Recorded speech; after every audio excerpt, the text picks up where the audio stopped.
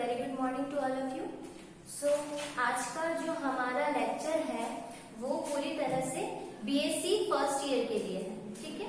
लेकिन BSc first year के अंदर हम क्या क्या चीजें पढ़ने वाले हैं या फिर हमने 11-12 के अंदर क्या क्या चीजें पढ़ रखी हैं, तो उन दोनों का एक बेस जो है वो आज हम डिस्कस करेंगे। मतलब आपने जो अभी तक पढ़ रखा है वो और हम जो बीएससी के अंदर पढ़ने वाले हैं उसका बेस, ठीक है। तो पूरी तरीके से आज का जो लेक्चर है वो बीएससी फर्स्ट ईयर वालों के लिए है और ये फर्स्ट लेक्चर है, ठीक है। तो अब सबसे पहले आप बोर्ड पे देख सकते हैं, यहाँ पर लिख रखा है बायोलॉजी एंड इंट्रोडक्शन, ठीक है। मतलब सबसे पहले हम क्या देखेंगे कि बायोलॉजी जो है वो क्या है, ठीक है। बायोलॉजी की ब्रांचेस क्या क्या है, इसके अलावा बायोलॉजी की कुछ स्पेशल ब्रांचेस होती हैं, जैसे टेक्सोनॉमी है, टेक्सोनॉमी के अलावा सिस्टमैटिक्स है, न्यू सिस्टमैटिक्स है, मॉर्फोलॉजी है, एनाटॉमी है, ये सब क्या होता है इसके बारे में डिस्कशन करेंगे। एंड देन नोमेनक्लेचर के बारे में पढ़ेंगे, क्लासिफिकेशन, ठीक है। ये सब चीजें हम क्यों पढ़ेंगे, क्योंकि यही इसी का मॉडिफाइड फॉर्म जो है वो हमारा बीएससी का सिलेबस है, ठीक है। तो सबसे पहले हम स्टार्ट करेंगे व्हाट इज बायोलॉजी, ठीक है, कि बायोलॉजी होता क्या है। हम सभी को पता है बायोलॉजी जो है उसको हम बोलते हैं जीव विज्ञान, मतलब कि इसके अंतर्गत जितने भी लिविंग ऑर्गेनिजम्स हैं, है ना, लिविंग मतलब कि जो सजीव हैं उनके बारे में हम स्टडी करते हैं, चाहे वो प्लांट्स हो या फिर एनिमल्स हो। एनिमल्स में हम जो है ह्यूमन बींग्स हैं वो भी आते हैं। तो फर्स्ट ऑफ ऑल बायोलॉजी जो है वो आपका दो टर्म से मिलकर बना हुआ है, ठीक है। तो वो दो टर्म कौन कौन सी है, सबसे पहला है बायोस और लोगस,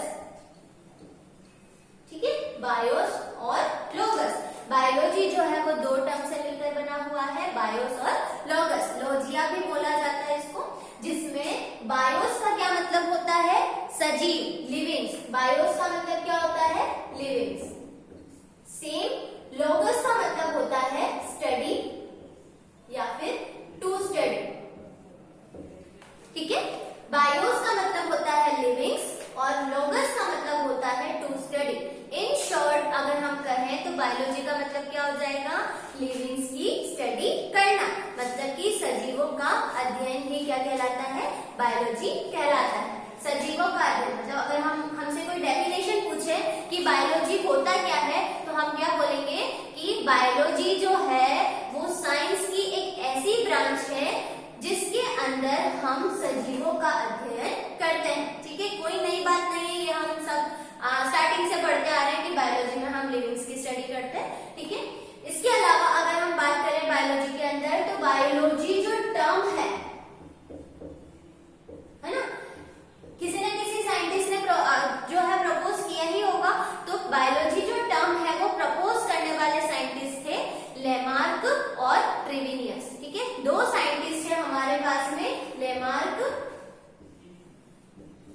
एंड ट्रेविनियस।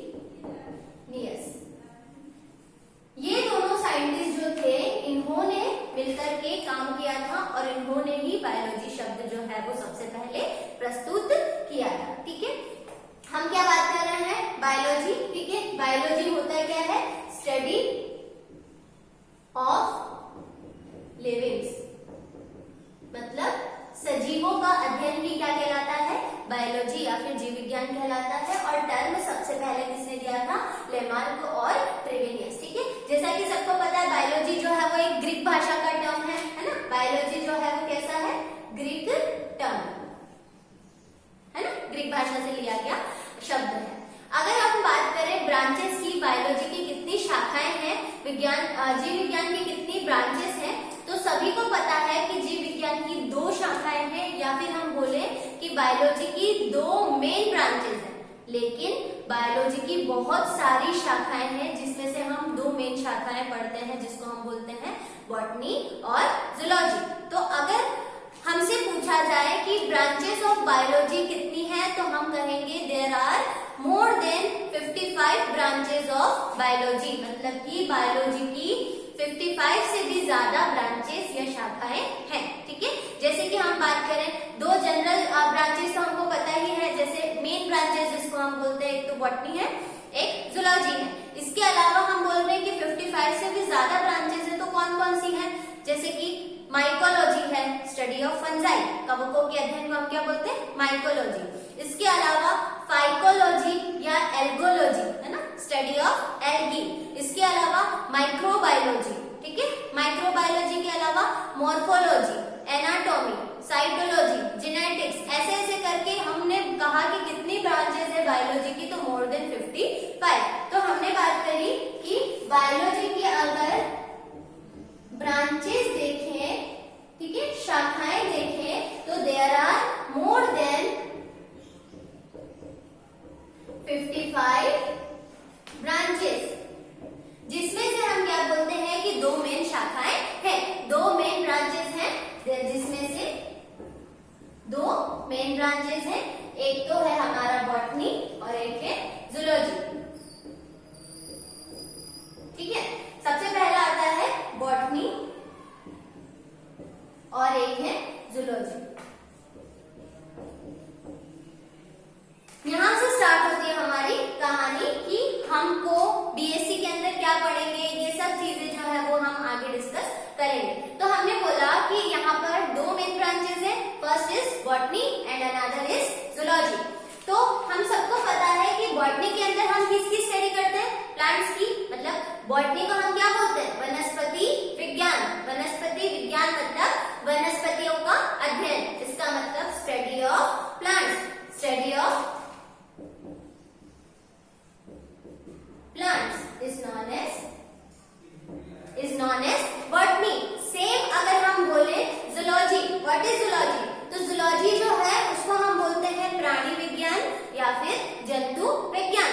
मतलब कि एक ऐसा विज्ञान जिसके अंदर हम किसके बारे में स्टडी करते हैं? जंतुओं के बारे में अध्ययन करते हैं। तो जूलॉजी क्या हो जाएगा? स्टडी ऑफ एनिमल्स, है ना। जूलॉजी क्या हो जाएगा? स्टडी ऑफ एनिमल्स, ठीक है। 2 मेन ब्रांचेस की बात करी हमने, बॉटनी एंड जूलॉजी, है ना। तो बॉटनी जो है वो स्टडी ऑफ प्लांट्स है, मतलब कि बायोलॉजी की एक ऐसी ब्रांच जिसके अंदर हम पादपों के बारे में अध्ययन करते हैं, और बायोलॉजी की एक ऐसी ब्रांच जिसके अंदर हम जंतुओं के बारे में अध्ययन करते हैं। जंतुओं में इंक्लूडिंग ह्यूमन बींग्स, मतलब कि हम लोग भी किसमें आते हैं? इसी के अंदर आते हैं, एनिमल्स के अंदर ही आते हैं। तो ये तो बात हो गई बॉटनी और जूलॉजी की, कि ये डेफिनेशन। अब हम बात करते हैं कि साइंस के अंदर डिस्कवरीज जो है वो भी बहुत ज्यादा इंपॉर्टेंट होती है। मतलब किसने क्या डिस्कवर किया, कि बायोलॉजी को किसने डिस्कवर किया। बायोलॉजी टर्म हमने बोला कि बायोलॉजी टर्म जैसे कि लेमार्क और ट्रेविनियस ने दिया, वैसे ही फादर ऑफ बायोलॉजी कौन है, फादर ऑफ बॉटनी कौन है, फादर ऑफ जूलॉजी कौन है। तो फादर, अगर हम बात करें फादर ऑफ बॉटनी की, तो फादर ऑफ बॉटनी है हमारे थियोफ्रिस्टस,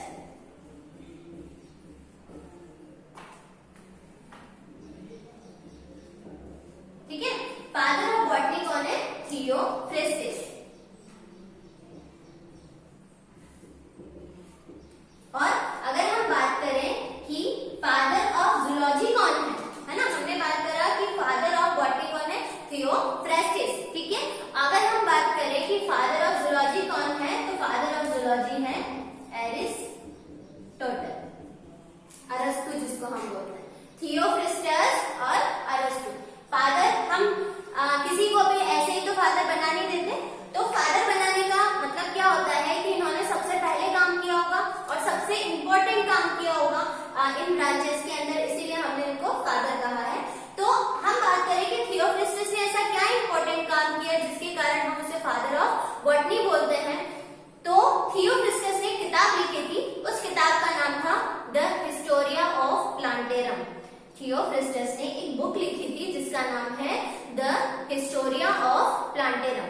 इस किताब के अंदर उन्होंने क्या किया था कि 500 से भी ज्यादा, मोर देन 500 से भी ज्यादा जो प्लांट्स थे उनके साइंटिफिक नेम जो है वो दिए थे। साइंटिफिक नेम क्या होता है हम सब अच्छी तरह से जानते हैं, जैसे कि जितने भी लिविंग्स जो है वो प्रेजेंट है अर्थ के ऊपर, अर्थ पर या पृथ्वी पर जितने भी लिविंग्स हैं उनका एक साइंटिफिक नेम जो है वो दिया जाता है, जानते हैं। क्यों? ताकि पूरे वर्ल्ड में उस स्पेसिफिक स्पीशीज का एक ही नाम रहे। तो इनकी बुक का नाम क्या है? तो हम बात करेंगे इनकी बुक का जो नाम है वो है द हिस्टोरिया ऑफ प्लांटेरम। ठीक है, the Historia of plantarum book का नाम है। ठीक है, किसने लिखी थी? थियोफ्रेस्टस ने। अगर हम बात करें इनकी बुक का नाम, एरिस्टोटल की बुक का नाम, तो सेम काम इन्होंने भी क्या किया था कि मोर देन 500 से भी अधिक जंतुओं के साइंटिफिक नेम जो है वो दिए थे। किस बुक के अंदर दिए थे? तो द हिस्टोरिया ऑफ एनिमेलिया। ठीक है, इस किताब के अंदर इन्होंने क्या किया था? मोर देन 500 प्लांट एनिमल्स के साइंटिफिक नेम जो है वो दिए थे। इसीलिए हम इनको बोलते हैं फादर ऑफ जूलॉजी और इनको बोलते हैं फादर ऑफ बॉटनी। अगर हम बात करें कि who is the father of biology, biology के जनक जो है वो कौन है? तो बायोलॉजी के भी फादर है, फादर ऑफ बायोलॉजी भी कौन है? एरिस्टोटल। क्योंकि ऐसा माना जाता है कि जंतुओं या एनिमल्स का जो साइंटिफिक नेम देने का या एनिमल्स की स्टडी करने का जो काम है वो थोड़ा सा टफ माना जाता है एज कंपेयर टू प्लांट्स। तो आपकी जो फादर ऑफ बायोलॉजी भी है वो कौन है? एरिस्टोटल। तो ये जनरल इंट्रोडक्शन है बायोलॉजी का, जिसमें हमने देखा कि बायोलॉजी जो टर्म है वो ग्रीक टर्म है, दो शब्दों से मिलकर बना है, बायोस और लोगोस। हमने इनका मतलब देखा। डेफिनेशन क्या हो जाएगी कि it's a branch of science in which we study about livings, है ना, हम सजीवों का अध्ययन करते हैं। टर्म जो है वो दिया था लेमार्क और ट्रेविनियस ने। ठीक है, और हमने बात करी फादर ऑफ बायोलॉजी कौन है? एरिस्टोटल, अरस्तु। ब्रांचेस की हमने बात करी तो मोर देन 55 ब्रांचेस तो है ही, जिसमें से हम दो मेन ब्रांचेस के बारे में देखते हैं, आपकी बॉटनी और जूलॉजी। बॉटनी जो है आपका वो स्टडी ऑफ प्लांट्स है ना, और जूलॉजी जो है वो study of animals including humans. हम भी किसके अंदर आते हैं? एनिमल्स के अंदर। फादर है हमारे थियोफ्रेस्टिस और इधर हमारे फादर कौन है? एरिस्टोटल। बुक कौन सी है? तो the Historia of plantarum and Historia of animalia. क्या स्पेशल काम किया था? तो साइंटिफिक नेम प्रोवाइड किए थे मोर देन 500 प्लांट्स के और मोर देन 500 एनिमल्स के। ठीक है, तो ये जनरल बातें हो गई अबाउट इंट्रोडक्शन ऑफ बायोलॉजी। अब हमने देखा कि हमारे पास में बायोलॉजी की 55 ब्रांचेस हैं, है ना, जिसमें से एक इंपॉर्टेंट ब्रांच आती है जो हमारी जो नॉर्मल स्टडीज जो होती है वो उन्हीं ब्रांचेस पर आधारित होती है। तो एक ब्रांच है टैक्सोनॉमी। बायोलॉजी की एक ब्रांच है जिसको हम बोलते हैं टैक्सोनॉमी, वर्गीकी। अब वर्गीकी क्या होता है, नोमेनक्लेचर क्या होता है, क्लासिफिकेशन क्या होता है, इसके बारे में हमको देखना है। तो हम अभी एक ब्रांच के बारे में पढ़ने वाले हैं, टैक्सोनॉमी, और इसकी दो सब ब्रांचेस हैं, जैसे कि एक है सिस्टमैटिक्स और एक है न्यू सिस्टमैटिक्स। तो इनके बारे में क्या है ये ब्रांचेस, किसकी स्टडी करते हैं हम इनके अंदर?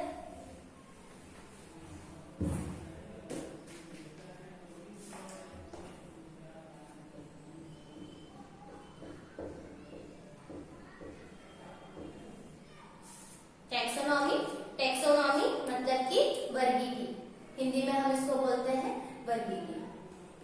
ठीक है, अब हम टैक्सोनॉमी के बारे में, अदर ब्रांचेस के बारे में क्यों नहीं पढ़ रहे हैं या टैक्सोनॉमी के बारे में क्यों पढ़ रहे हैं? क्योंकि हमारा जो कनेक्टिव सिलेबस का, हम यहाँ से कहाँ जाने वाले हैं? बीएससी के सिलेबस की तरफ। तो ये कनेक्टिव पॉइंट है, तो हमको पहले टैक्सोनॉमी के बारे में पढ़ना पड़ेगा, तभी हम आगे की जो हमारा जो एक सिस्टमैटिक अरेंजमेंट है वो आ पाएगा।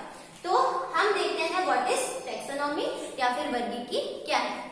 तो हमने बोला कि ये टैक्सोनॉमी जो है वो भी आपकी साइंस की, बायोलॉजी की ही एक ब्रांच है। ठीक है, टैक्सोनॉमी जो है वो बायोलॉजी की ही एक ब्रांच है, जिसके अंदर हम चार जो खास बातें होती हैं या चार जो पॉइंट होते हैं उनके बारे में पढ़ते हैं। तो टैक्सोनॉमी के अंदर पढ़े जाने वाले वो चार पॉइंट्स क्या है? जैसे कि सबसे पहला पॉइंट है ना, जितने भी के ऑर्गेनिजम्स हैं उनका आइडेंटिफिकेशन करना, उनकी पहचान करना, ठीक है। दूसरा पॉइंट आता है उनको नाम देना, मतलब उनका नॉमेनक्लेचर करना। तीसरा जो खास बात आती है वो उनका है क्लासिफिकेशन या फिर वर्गीकरण, ठीक है। नाम दे दिया, अब हम उनको क्या करेंगे, क्लासिफाई करेंगे। और लास्ट पॉइंट आता है इनके आंतरिक संबंधों का या फिर एक पादप का दूसरे पादप से संबंध, एक जंतु का दूसरे जंतु से संबंध, जिसको हम बोलते हैं एफिनिटीज, ठीक है। तो टैक्सोनॉमी जो है वो बायोलॉजी की एक ऐसी ब्रांच है जिसके अंदर वी स्टडी अबाउट 4 पॉइंट्स। क्या है वो 4 पॉइंट? हमने बोला सबसे पहले हम पढ़ेंगे इसके ऑर्गेनिजम्स के आइडेंटिफिकेशन के बारे में, मतलब कि पहचान के बारे में। दूसरा हम पढ़ेंगे उनके नॉमेनक्लेचर के बारे में। थर्ड हम पढ़ते हैं उनके क्लासिफिकेशन के बारे में। और लास्ट चीज जो है हम इसके अंदर पढ़ते हैं उनकी एफिनिटीज। एफिनिटीज के अंदर हम क्या देखते हैं कि जंतुओं का या पादपों का आंतरिक संबंध जो है एक दूसरे से वो कैसा है। तो it's a branch of biology in which we study about 4 points या 4 things. First is identification, it means सजीवों की पहचान। Second is nomenclature, it means उनका नामकरण।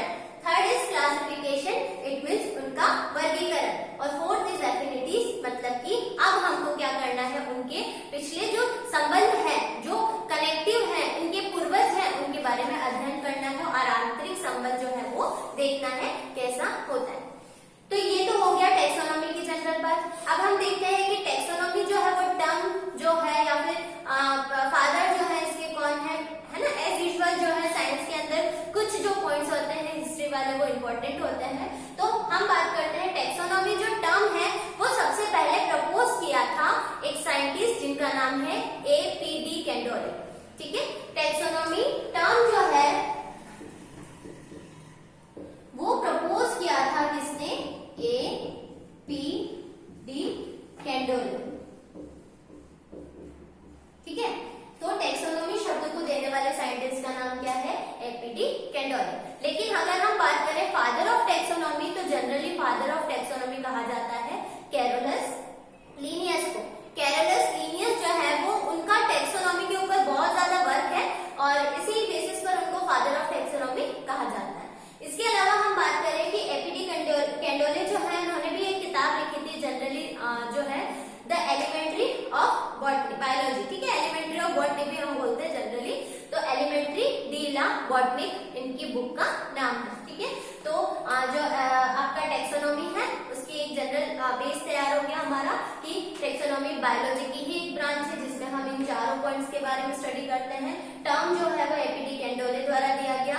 फादर जो है वो जनरली माने जाते हैं कौन, कैरोलस लीनियस। और इनकी बुक का नाम अगर कोई पूछे तो वो कौन सी हो जाएगी आपकी, द एलिमेंट्री ऑफ बॉटनी या एलिमेंट्री डी ला बॉटनिक, ठीक है। तो ये इनकी बुक का नाम है। अब टैक्सोनॉमी से रिलेटेड हमारे पास में 2 और ब्रांचेस आती हैं। टैक्सोनॉमी से रिलेटेड ही हमारे पास में 2 सब ब्रांचेस और आती हैं बायोलॉजी की, जिसको हम बोलते हैं सिस्टमैटिक्स एंड बायोसिस्टमैटिक्स, ठीक है। 2 ब्रांचें हमको और पढ़नी होती है इसके अंदर। एक तो है systematics,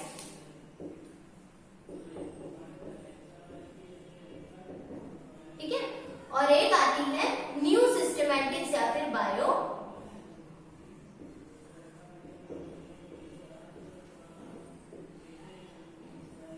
systematics and new systematics, neo systematics या फिर बायो सिस्टमैटिक्स, है ना। जे वर्गी की, हिंदी में इसको भी वर्गी की ही कहा जाता है। अब ये भी ब्रांच है किसकी, टैक्सोनॉमी की। अब टैक्सोनॉमी की ब्रांच है, इसका मतलब हम इसके अंदर कुछ ना कुछ तो अध्ययन करते होंगे। जैसे कि हमने बोला कि बायोलॉजी की 55 ब्रांचेस हैं, तो वो उनकी स्टडी पर आधारित है। जैसे अगर हम बोले कि कवकों के अध्ययन को हम बोलते हैं माइकोलॉजी, शैवालों के अध्ययन को हम बोलते हैं एल्गोलॉजी या फाइकोलॉजी, है ना। माइक्रोब्स या सूक्ष्म जीवों का अध्ययन की बात करें तो उसको हम बोलते हैं माइक्रोबायोलॉजी। वैसे ही टेरिडोफाइटा का अगर हम अध्ययन कर रहे हैं तो उसको हम बोलते हैं टेरिडोलॉजी, है ना। अगर हम जीन्स के बारे में स्टडी कर रहे हैं तो हम उसको बोलते हैं जेनेटिक्स। तो कुछ बेस होता है, हर शाखा के अंदर, हर ब्रांच के अंदर हम कुछ ना कुछ स्टडी करते ही हैं। तो हम सिस्टमैटिक्स के अंदर क्या पढ़ते हैं, जैसे कि हमने टैक्सोनॉमी में बोला कि हम ये 4 चीजें पढ़ते हैं, वैसे ही सिस्टमैटिक्स के अंतर्गत हम क्या पढ़ते हैं कि इसके अंतर्गत जितने भी प्लांट्स हैं, जितने भी पादप हैं, उनकी बाहरी जो आकारिकी है उनका अध्ययन किया जाता है। आकारिकी मतलब मॉर्फोलॉजिकल कैरेक्टर्स की स्टडी होती है, जैसे कि उनकी जड़ है, तना है, पत्ती है, इनका आकार कैसा है, किस तरह की जड़ है, टैप रूट है या एडवेंटिशियस रूट है, इसके अलावा पत्ती है, लीफ है तो वो सिंपल लीफ है या कंपाउंड लीफ है, ठीक है, स्टेम है तो कैसा है, ऊर्ध्व है मतलब इरेक्ट है या कैसा है। तो ये जो कैरेक्टर जो हम बाहर से देख पा रहे हैं, जड़, तना, पत्ती, फूल है मतलब जो फ्लावर है, इसके अलावा फ्रूट है, इन सब जो हम बाहर से देख पाते हैं, जिसको देखने के लिए माइक्रोस्कोप की जरूरत नहीं पड़ती है, तो ऐसे कैरेक्टर्स को हम बोलते हैं मॉर्फोलॉजिकल कैरेक्टर। तो सिस्टमैटिक्स के अंतर्गत हम मॉर्फोलॉजिकल कैरेक्टर्स की स्टडी करते हैं, किसके, प्लांट्स की। तो it's a branch of taxonomy, या फिर हम बोल सकते हैं टैक्सोनॉमी से related branch in which we study about morphological characteristics of plant.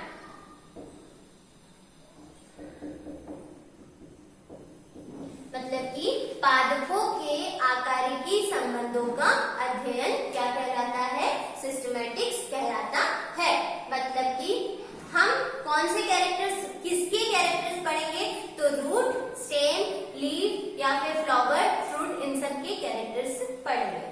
अगर हम बात करें फादर ऑफ सिस्टमैटिक्स या सिस्टमैटिक्स पर काम किसने किया था, तो वो है आपके कैरोलस लीनियस, ठीक है, कैरोलस लीनियस का काम था सिस्टमैटिक्स के ऊपर। ये तो ब्रांच हो गई, सिस्टमैटिक के बारे में बात हो गई। नेक्स्ट हम बात करते हैं न्यू सिस्टमैटिक्स। अब न्यू सिस्टमैटिक है मतलब कि नया सिस्टमैटिक्स का नया फॉर्म है ना, तो इसीलिए हमने न्यू लगाया है, इसको हम न्यू भी बोलते हैं, न्यू NEW, ठीक है। इसके अलावा हम इसको बोलते हैं बायो सिस्टमैटिक्स, क्योंकि ये मॉडर्न ब्रांच है और मॉडर्न ब्रांच होने के कारण हम इससे मॉडिफाइड फॉर्म में ही पढ़ेंगे। मतलब यहाँ तो केवल किसका अध्ययन हो रहा है, पादपों के आकारिकी लक्षणों का। तो न्यू सिस्टमैटिक्स में हम एडवांस स्टडी करते हैं, जिसके अंतर्गत हम पढ़ते हैं प्लांट्स के मॉर्फोलॉजिकल कैरेक्टर तो है ही, इसके अलावा एनाटॉमिकल कैरेक्टर। मतलब कि अब हम देखेंगे कि पादप के जो पार्ट्स हैं, प्लांट्स के जो डिफरेंट पार्ट्स हैं, वो अंदर से कैसे हैं। इट मीन्स रूट का जो हम बोलते हैं कि आंतरिक संरचना क्या है, इंटरनल स्ट्रक्चर कैसा है। रूट के अलावा स्टेम, लीफ है ना, अब हम देखेंगे कि इनके अंतर्गत जो है वो इंटरनल स्ट्रक्चर जो है वो कैसा है, और किसी के भी इंटरनल स्ट्रक्चर को समझने के लिए हमको उसका ट्रांसफर सेक्शन जो है वो जरूरी होता है, TS काटना जो है वो जरूरी होता है, और TS काट करके हमको उसको माइक्रोस्कोप के अंदर देखना होता है। तो हमने बोला कि यहाँ पर किसकी स्टडी हो रही है, morphological as well as anatomical,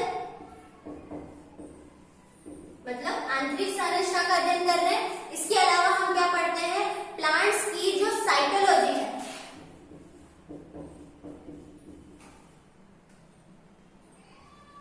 cytological character, it means उनका कोशिकीय स्ट्रक्चर जो है, कोशिकीय संरचना जो है वो कैसी है, सेल के अंदर हर सेल का अध्ययन करेंगे, हर कोशिका का अध्ययन करेंगे और देखेंगे कि सेल के अंदर जो सेल ऑर्गेनल्स हैं वो किस तरह के हैं। नेक्स्ट हम देखेंगे क्या, जेनेटिक्स, उनकी जेनेटिक्स कैसी है, मतलब कि उनके जीन का स्ट्रक्चर कैसा है, जीन का फॉर्म क्या है, DNA RNA का स्ट्रक्चर क्या है, सेम चीजें, डबल स्ट्रैंडेड, सिंगल स्ट्रैंडेड, तो ये सारी चीजों का अध्ययन किसके अंतर्गत करते हैं हम, जेनेटिक्स। और एज वेल एज हम क्या पढ़ते हैं, इनका इवोल्यूशनरी स्टडी भी करते हैं, विकासीय लक्षणों का अध्ययन भी हम इसके अंतर्गत करते हैं। तो हमने बोला कि ये टैक्सोनॉमी की एक मॉडर्न ब्रांच है, जिसके अंतर्गत हम मॉर्फोलॉजिकल कैरेक्टर तो पढ़ते ही हैं, इसके अलावा हम पढ़ते हैं क्या, anatomical character, cytological character, genetics और इवोल्यूशनरी कैरेक्टर्स। तो ये एक मॉडर्न ब्रांच होगी, इसको देने वाले साइंटिस्ट कौन थे, तो इस जो आपका न्यू सिस्टम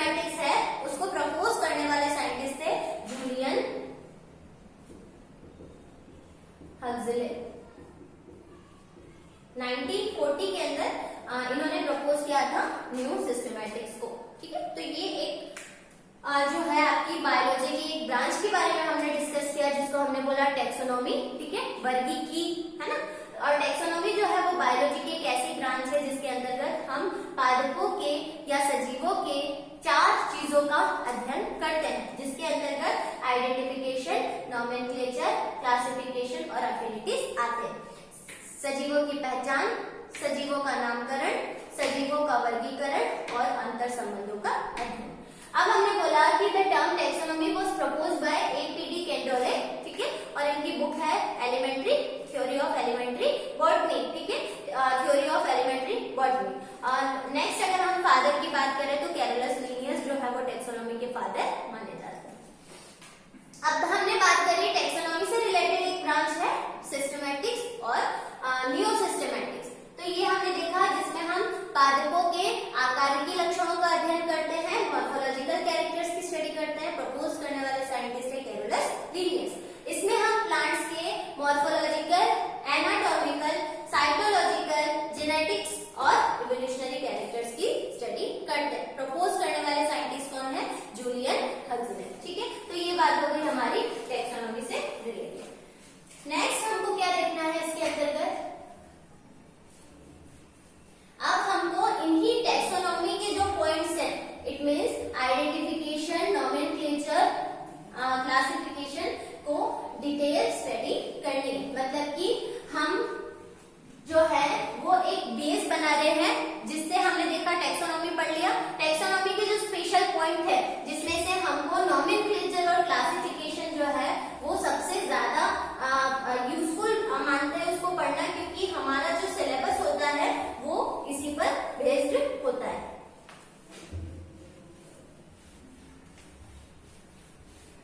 अब हम बात करते हैं नोमेनक्लेचर की। तो टैक्सोनॉमी का जो सेकेंड पॉइंट है नोमेनक्लेचर, उसके बारे में हम देखेंगे।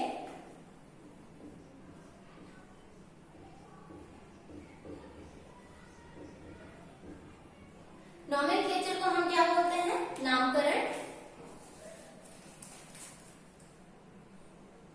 नोमेनक्लेचर को हम नामकरण भी बोलते हैं। तो नामकरण क्या होता है, कैसा होता है, इसके बारे में हमको देखना है। तो नोमेनक्लेचर जो है वो आपका जो आपके अर्थ पर, मतलब पृथ्वी पर जितने भी सजीव हैं उनको हम स्पेसिफिक नाम देते हैं, और वो स्पेसिफिक नाम एक स्पेसिफिक भाषा में दिया जाता है। और नामकरण के लिए हम जिस भाषा का प्रयोग करते हैं वो है लैटिन लैंग्वेज। लैटिन लैंग्वेज के अंदर ही हम क्या करते हैं, सारे प्लांट्स, एनिमल्स, जितने भी लिविंग ऑर्गेनिजम्स हैं उनका नामकरण करते हैं। क्यों जरूरत होती है नामकरण की? क्योंकि ताकि पूरा विश्व उसे एक ही नाम से जाने। आम है तो पूरा विश्व उसे मेंजिफेरा इंडिका के नाम से ही जानेगा, ठीक है। तो ये जनरल नीड होती है नोमेनक्लेचर या फिर नामकरण की, ठीक है। अब हम देखते हैं कि नोमेनक्लेचर से रिलेटेड स्पेशल पॉइंट्स क्या आते हैं। नोमेनक्लेचर जो है उसके बहुत सारे साइंटिस्ट ने इस पर वर्क किया और उसमें बहुत सारे नोमेनक्लेचर भी प्रस्तुत किए थे, जिसमें से एक नोमेनक्लेचर जो है वो वैलिड माना गया और उसी के आधार पर नामकरण जो है वो प्रस्तुत किया जाता है। तो वो वैलिड क्लासिफिकेशन कौन सा था?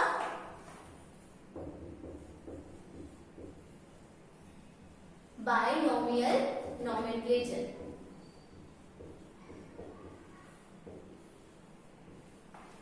ये है हमारी द्विनाम पद्धति, ठीक है। बाइनोमियल नोमेनक्लेचर या फिर द्विनाम पद्धति जो है वो नोमेनक्लेचर के सबसे ज्यादा वैलिड मानी जाती है। अब सेम चीज बाइनोमियल नोमेनक्लेचर में नामकरण के कुछ तरीके बताए थे, ठीक है। बाइनोमियल नोमेनक्लेचर नाम से क्लियर है, बाई मतलब टू, ठीक है। नोमियल मतलब कि नेम, दो नाम, ठीक है। बाइनोमियल मतलब क्या हो जाएगा? टू नेम्स, ठीक है। अब हमने बोला कि बाइनोमियल का मतलब होता है, हिंदी में हम इसको बोलते हैं द्विनाम पद्धति, है ना, जिसमें बाई का मतलब होता है टू और नोमियल का मतलब होता है नेम, दो नाम होना, है ना। एक ऐसी पद्धति जिसके अंतर्गत दो नाम होंगे सजीवों के। अब दो नाम का मतलब क्या होता है? जिस तरह से हमारे दो नाम होते हैं, एक तो हमारा नाम और एक हमारा सरनेम, सेम प्लांट्स के अंदर भी दो नाम होंगे। जो नाम है उसको हम बोलते हैं जेनेरिक। फर्स्ट जो नाम है उसको हम बोलेंगे जेनेरिक नेम। और दूसरा जो हमारा सरनेम है उसको हम बोलते हैं स्पेसिफिक नेम। ठीक है, जेनेरिक नेम और स्पेसिफिक नेम, नाम और उनका सरनेम। ठीक है, इस तरीके से हम इसको याद रख सकते हैं। हम पढ़ रहे हैं नोमेनक्लेचर मतलब नामकरण। नामकरण मतलब नामकरण में भी अलग अलग साइंटिस्ट ने काम किया था, बाइनोमियल, ट्राइनोमियल, इस तरीके से बहुत सारे आपके नोमेनक्लेचर प्रस्तुत किए गए थे, जिसमें से सबसे इंपॉर्टेंट या वैलिड माना जाने वाला या सबसे यूजफुल माने जाने वाला नोमेनक्लेचर है बाइनोमियल नोमेनक्लेचर, द्विनाम पद्धति, जिसमें बाई का मतलब होता है टू और नोमियल का मतलब होता है नेम्स। ठीक है, तो यहाँ पर हम देख सकते हैं, यहाँ पर दो नेम्स होंगे, एक तो होगा जेनेरिक नेम और एक होगा स्पेसिफिक नेम। ठीक है, हम इसके एग्जांपल देखेंगे, इससे पहले हम पीपीटी में इसका प्रेजेंटेशन देख लेते हैं। तो एक बार आप पीपीटी पर देख सकते हैं, जैसा कि हम यहाँ पर देख सकते हैं कि जो हम एक इंट्रोडक्शन लेकर चल रहे हैं बायोलॉजी का, ठीक है, जिसके अंतर्गत हमको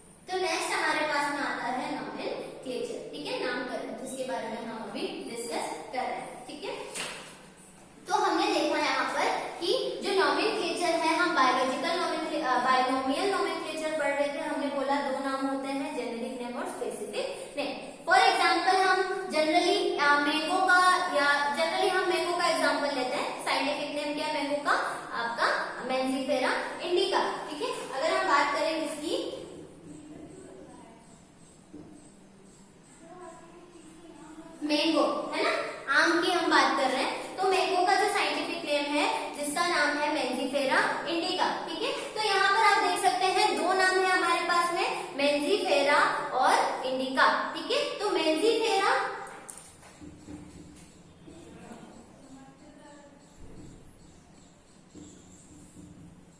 इंडिका, यहाँ पर हमारे पास में ये दो नाम है। ठीक है, जिसके अंतर्गत हमने बोला कि दो नाम है, एक तो जेनेरिक होगा और एक स्पेसिफिक होगा।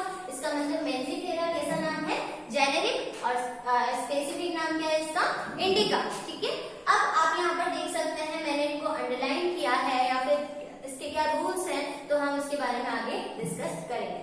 अब हमने बोला बाइनोमियल नोमेनक्लेचर जो है वो ये है। ठीक है, अब प्रस्तुत किसने किया था कि बायोलॉजिकल नोमेनक्लेचर का जो कंसेप्ट है, जो अवधारणा है, वो सबसे पहले दी गई थी। कंसेप्ट है ना, सबसे पहले इसके बारे में बताने वाले, इस अवधारणा को देने वाले साइंटिस्ट थे गैस्पर्ड बोहेन। ये जो साइंटिस्ट है इन्होंने एक बुक लिखी थी पाइनेक्स 162, जिसको हम बोलते हैं, बुक का नाम क्या है, पाइनेक्स 162। तो इस किताब के अंतर्गत इन्होंने क्या किया था कि जितने भी आपके बाइनोमियल नोमेनक्लेचर का कंसेप्ट जो है वो प्रस्तुत किया था। तो कंसेप्ट देने वाले साइंटिस्ट कौन है, गैस्पर्ड बोहेन। ठीक है, 1979 समथिंग का इनका काम है। लेकिन हम फादर ऑफ बाइनोमियल नोमेनक्लेचर इनको नहीं बोलते हैं। ठीक है, अगर हम बात करें कि फादर ऑफ बाइनोमियल नोमेनक्लेचर कौन है, तो फादर है इनके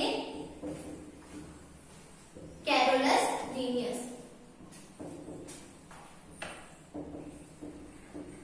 ठीक है, अब क्यों बोल रहे हैं हम कैरोलस लीनियस को फादर ऑफ बाइनोमियल नोमेनक्लेचर, तो कंसेप्ट तो इन्होंने दे दिया, इन्होंने बता दिया कि दो नाम होंगे, इस तरह से होंगे, लेकिन फादर बोला है तो कुछ ना कुछ स्पेसिफिक वर्क किया होगा। मतलब कि इन्होंने क्या किया था कि प्लांट्स के जो साइंटिफिक नेम थे उनमें इस पद्धति का यूज किया था, है ना। कंसेप्ट तो अलग चीज हो गई, ये तो बताना हो गया, यूज करना अलग चीज हो गई, क्योंकि सबसे ज्यादा काम जो है वो किसका है, कैरोलस लीनियस का।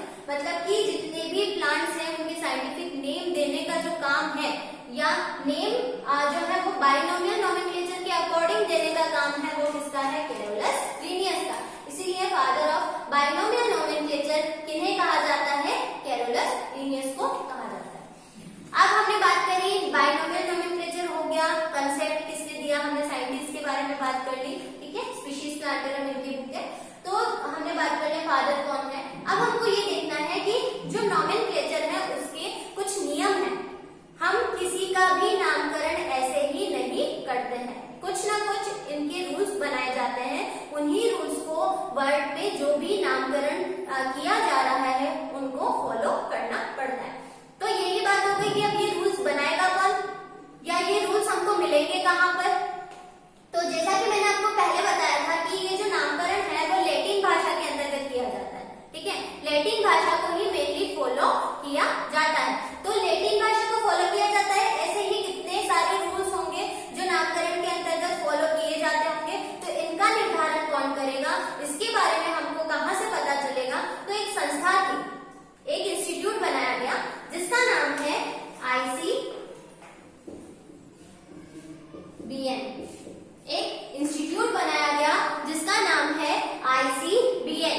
ICBN stands for international code for botanical nomenclature. International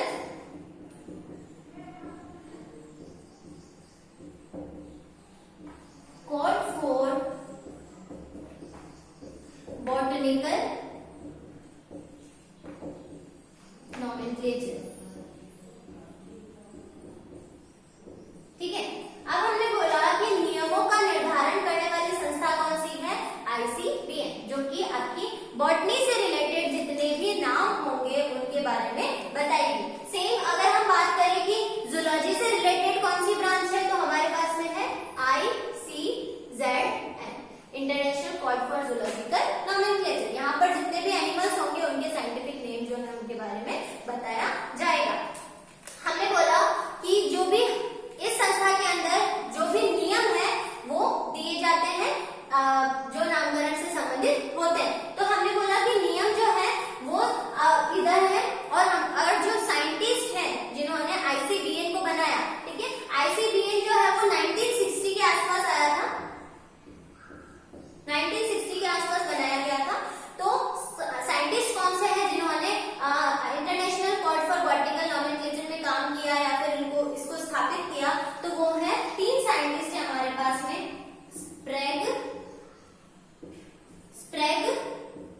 Hitchcock and green.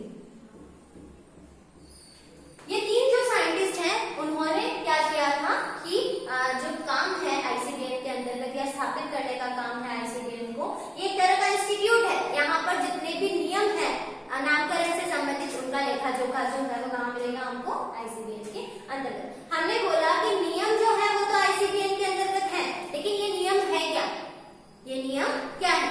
तो जनरली हमने यहाँ पर एक साइंटिफिक नेम लिखा है मेलजीफेरा इंडिका।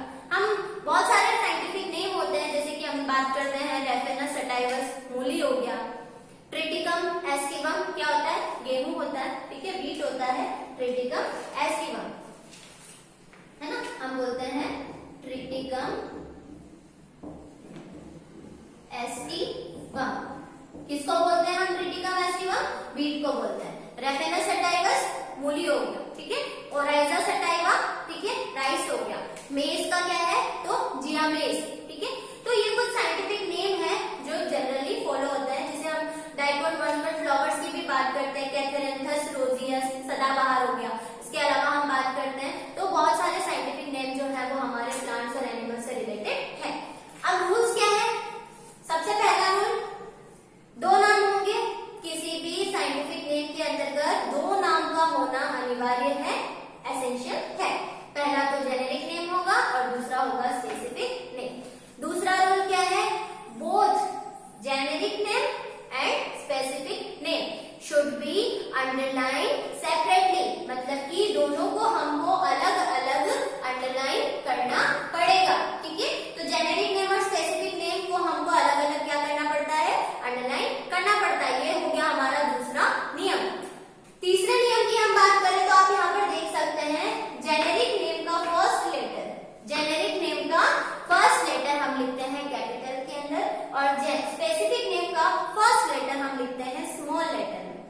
जेनेरिक का पहला लेटर कैपिटल में, स्पेसिफिक का पहला लेटर स्मॉल में, यहाँ पर भी कैपिटल स्मॉल, ठीक है। ये अनिवार्य है, जब भी आप साइंटिफिक नेम लिखोगे आपको ये चीजें ध्यान रखनी पड़ेगी। तो तीन नियम हमने बात करें। पहला नियम था किसी भी नामकरण के दो नाम होंगे, जेनेरिक और स्पेसिफिक। हम दोनों को अलग अलग अंडरलाइन करेंगे, एक स्ट्रेट लाइन नहीं करेंगे, दोनों को अलग अलग अंडरलाइन करेंगे।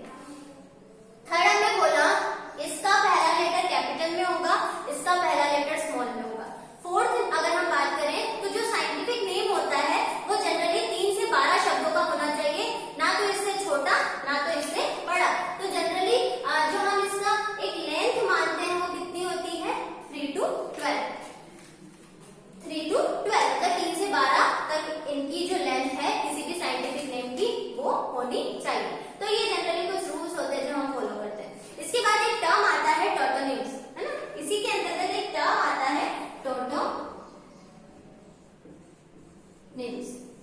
जिसको हम बोलते हैं पुनर्नाम, जिसको हम क्या बोलते हैं, पुनर्नाम। टोटोनिम्स का मतलब होता है पुनर्नाम, नाम से ही क्लियर है। पुनर्नाम का मतलब होता है कि नामों का रिपीट होना, नामों का रिपीट होना, मतलब कि जो जेनेरिक नेम है वही के वही स्पेसिफिक नेम है, जैसे कि नाजा नाजा, जैसे कि हमने बोला रेटस रेटस, मतलब आप देख रहे हैं यहाँ पर जेनेरिक नेम और स्पेसिफिक नेम कॉमन चल रहा है, नाजा नाजा, इसके अलावा रेटस रेटस। लेकिन ये दोनों नाम जो है, नाजा नाजा कौन है, इंडियन कोबरा, रेटस रेटस कौन है, आपका रेड। तो ये जो नाम है वो आपके क्या है, जूलॉजी से, एनिमल्स से रिलेटेड है।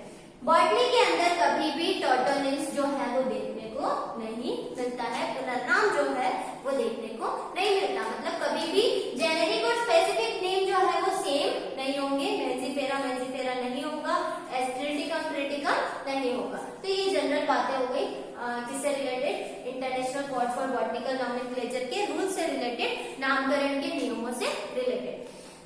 तो हमारे पास में नॉमेनक्लेचर, बायनोमियल नॉमेनक्लेचर प्रस्तुत करने वाले गैस्पर्ड बॉहिन, बुक है इनकी पाइनेक्स 162, फादर है बायनोमियल नॉमेनक्लेचर के कैरोलस लिनियस। हमने बात करी साइंटिफिक नेम्स की, हमने बात करी आईसीबीएन की जो कि बॉटनी से रिलेटेड नाम प्रस्तुत करता है, आईसीजेडएन एनिमल से रिलेटेड नाम प्रस्तुत करता है। संस्थापक कौन थे, स्प्रेग, हिचकॉक और ग्रीन, और 1960 के आसपास ये जो है वो आया था। और यहाँ पर हमने रूल्स की भी बात करी, टोटोनिम्स जो है वो बॉटनी के अंतर्गत नहीं देखा जाता है। इसके अलावा बहुत सारे रूल्स होते हैं, जैसे कि अगर हमको साइंटिस्ट का नाम इसके अंदर ऐड करना है, साइंटिस्ट कौन, जिन्होंने ये नाम दिया है, जिन्होंने नाम साइंटिफिक नेम प्रस्तुत किया है। फॉर एग्जांपल कैरोलस लिनियस की हम बात करें तो हमको यहाँ पर ये भी ऐड करना है कि उनका नाम ऐड करना है, जैसे कि मेंजिफेरा इंडिका। तो हम कहाँ करेंगे, यहाँ पर स्पेसिफिक नेम के बाद में, ये जो स्पेसिफिक नेम है इसके बाद में। वीट का नहीं दिया उन्होंने, ये जो है वो दिया है तो हम यहाँ पर लिखेंगे, ठीक है। यहाँ पर ये नाम कंप्लीट होगा, मतलब मेंजिफेरा इंडिका लिन। लिन किसके लिए आया है, कैरोलस लिनियस के लिए, कैरोलस लिनियस के लिए आया है और इसको हमने अंडरलाइन नहीं किया है। और तीसरी बात, इसका फर्स्ट लेटर हम कैपिटल में लिखते हैं। तो ये जनरल बातें होती हैं नॉमेनक्लेचर के रूल से रिलेटेड। अब नेक्स्ट हमको क्या पढ़ना है इसके अंतर्गत, लास्ट जो पॉइंट है हमारा टैक्सोनॉमी का, वो है क्लासिफिकेशन। क्योंकि टैक्सोनॉमी में हम पढ़ते हैं सबसे पहले सजीवों की पहचान के बारे में। तो पहचान में तो हमने देख लिया कि हमको देख कर ही पता लगाना है क्या कौन सा प्लांट्स है, कौन सा एनिमल्स है, कौन माइक्रोब है, ठीक है। तो ये तो हमको पहचानना है। उसके अलावा हम उसको क्या करेंगे, हम उसका नाम प्रस्तुत करेंगे। तो नाम देने के लिए हमने बात की, नॉमेनक्लेचर होता है, तो नॉमेनक्लेचर कैसे होता है वो भी हमने देख लिया। अब हमको देखना है क्लासिफिकेशन कैसे होता है, मतलब हम उनको क्लासिफाई कैसे करते हैं।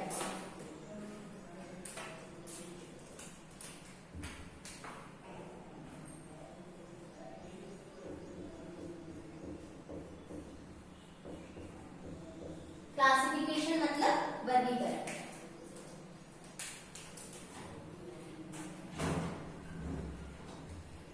अब क्लासिफिकेशन देखने से पहले हम इसके पहले की जो पीपीटी है हमारा वो देख लेते हैं। नॉमेनक्लेचर पढ़ा था हमने लास्ट में। नॉमेनक्लेचर के अंतर्गत हमारे पास में ये सारी चीजें जो हैं, जो हमने अभी पढ़ी, वो हमारे पास में पीपीटी पर भी प्रेजेंट है। अब हमने देखा कि नॉमेनक्लेचर होता क्या है, तो एवरी स्पेसिफिक स्पीशीज, जितनी भी जातियां हैं पृथ्वी पर, उनका एक स्पेसिफिक नाम होना अनिवार्य है, ठीक है। हर जाति का एक अमुक नाम होना चाहिए ताकि पूरा जो विश्व है उसे उसी नाम से जाने, ठीक है। हमने बोला कि नॉमेनक्लेचर के अंतर्गत सबसे वैलिड जो नॉमेनक्लेचर है वो कौन सा है, बाइनोमियल नॉमेनक्लेचर, द्विनाम पद्धति। तो द्विनाम पद्धति तो है। अब हमने बोला देने वाले साइंटिस्ट कौन है, तो गैस्पर्ड बोहिम, ठीक है। गैस्पर्ड बोहिम के द्वारा द्विनाम पद्धति जो है वो दी गई थी। लेकिन फाउंडर या फिर फादर कौन है इसके, तो इसके फादर या फिर फाउंडर है कैरोलस लिनियस। बुक है इनकी स्पीशीज प्लांटेरम, और संस्था है जिसमें ये काम किया गया था वो है ICBN, जिसको हम बोलते हैं international board for botanical nomenclature. 1961 के आसपास ये प्रस्तुत की गई थी। देने वाले साइंटिस्ट कौन है, स्प्रेग, हिचकॉक एंड ग्रीन, ठीक है। टैक्सोनॉमिक कैटेगरीज आएंगे आगे, हम उसके बारे में बात करते हैं। क्लासिफिकेशन पढ़ने से पहले हम टैक्सोनॉमिक कैटेगरीज देख लेते हैं, जो कि क्लासिफिकेशन का ही एक पार्ट है। टैक्सोनॉमिक कैटेगरीज क्या होती है,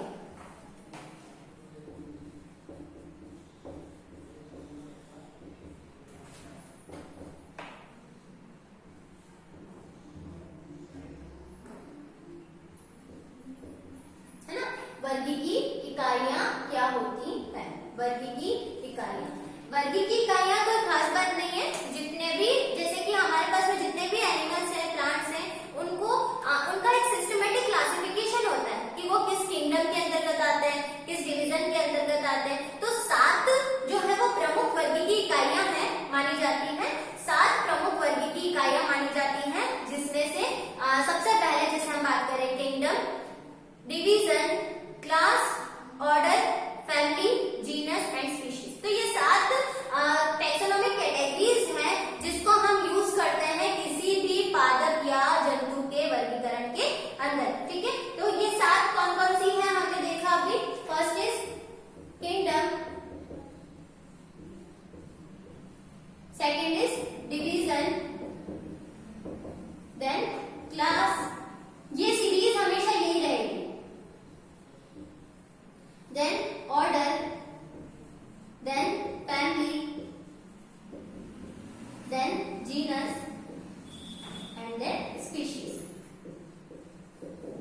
ठीक है, तो ये कुछ स्पीशीज जो आपका सीरीज है वो चलती है कैटेगरीज की, जिसके अंतर्गत जो आपका सिस्टम है वो इस तरह से होता है और सीरीज की जो सीक्वेंस है वो चेंज नहीं होती। इसके अलावा जैसे सब डिवीजन, सब क्लास, सब ऑर्डर, सब फैमिली, सब जीनस, इस तरीके से अगर जरूरत है तो हम इन कैटेगरीज को भी ऐड करते हैं। लेकिन हमारे पास में जो मेन कैटेगरीज हैं वो कितनी है? 7।